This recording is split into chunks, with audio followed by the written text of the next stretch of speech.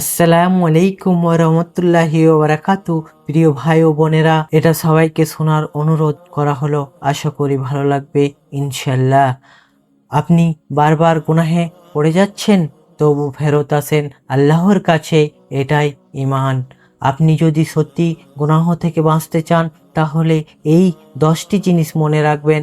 1 নম্বর, গুনাহের পরিবেশ থেকে বেরিয়ে আসেন, বদলান সাথী, জায়গা, ফোন।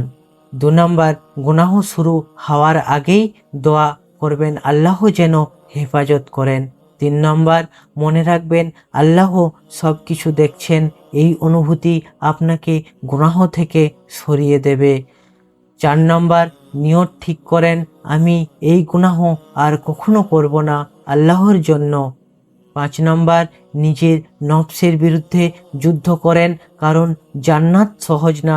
রসুল সাল্লাল্লাহু আলাইহি সাল্লাম বলেছেন, সত্যিকারের মুজাহিদ সেই ব্যক্তি যে নিজের নফসের বিরুদ্ধে যুদ্ধ করে।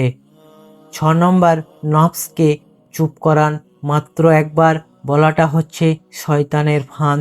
7 নম্বর, আল্লাহর ভয়কে অন্তরে জাগান, এটাই সবচেয়ে বড় বাধা গুনাহর পথ থেকে বাঁচার। 8 নম্বর, গুনাহর বদলে ভালো আমলে ব্যস্ত থাকেন, জিকির ও ইবাদতে ব্যস্ত হন। 9 নম্বর, তওবা করেন, যতবারই গুনাহে পড়বেন ততবারই ফিরে আসেন। 10 নম্বর, গুনাহ করার আগে খবর আর কিয়ামতের কথা মনে করেন। আল্লাহর ভয় যদি অন্তরে জেগে ওঠে, আপনাকে কেউ গুনাহে টানতে পারবে না। আপনি শুধু চান আল্লাহর সন্তুষ্টি। আপনার হৃদয় জানে গুনাহে কখনো শান্তি নেই।